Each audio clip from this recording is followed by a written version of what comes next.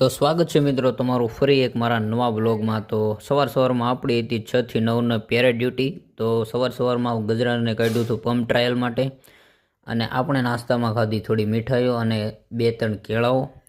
ત્યારબાદ આ નાના ભૂલકાઓ આવ્યા હતા આજે આપણા થલતેજ ફાયર સ્ટેશનની વિઝિટિંગ માટે।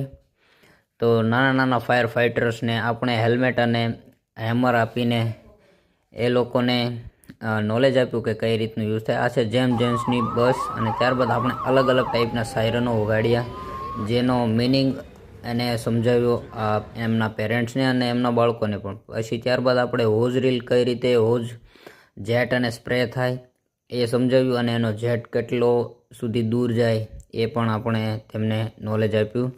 ત્યારબાદ નાના ફાઇટર્સને આપણે હોઝ રીલ પકડાવી અને પાણી સાથે થોડી મોજ મસ્તી કરી।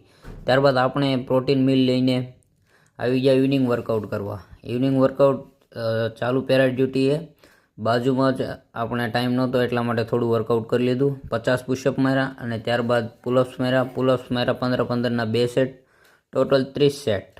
અને આ ગાડી ગઈ હતી પક્ષી બચાવ કોલમાં અને રિટર્ન આવી ગઈ। અને ત્યારબાદ આપણે ખાધું રાતનું ભોજન। ત્યારબાદ એક ફાયર કોલ આવી ગયો ગાડીમાં આગ લાગેલી હતી। આ આગમાં તો મને બહુ બીક લાગતી હતી કેમ કે મને લાગતું હતું કે આ ગાડી બ્લાસ્ટ ન થાય, પણ આ જૂના ફાયરમેનોને જે એક્સપિરિયન્સ ફાયરમેન છે એ લોકો તો ઠેઠ નજીક પહોંચી ગયા કેમ કે એ લોકોને ખબર હતી કે આ ગાડીમાં બ્લાસ્ટ ન થાય। જે થવાનું હતું એ પહેલાં જે થોડો અવાજ આવે એ લોકો ઓળખી જાય। ત્યારબાદ પૂરેપૂરું કુલિંગ થઈ ગયું। ત્યારબાદ આ થોડું કુલિંગ કરવાનું કામકાજ હતું તો પણ મને થોડી બીક લાગતી હતી કે આ બ્લાસ્ટ ન થાય। ત્યારબાદ થોડી વાર માટે આપણે પણ કુલિંગનું કામ કર્યું। બસ મિત્રો આજ માટે એટલું જ। લાઇક કરી દેજો એક આ લિટલ ક્યુટી માટે।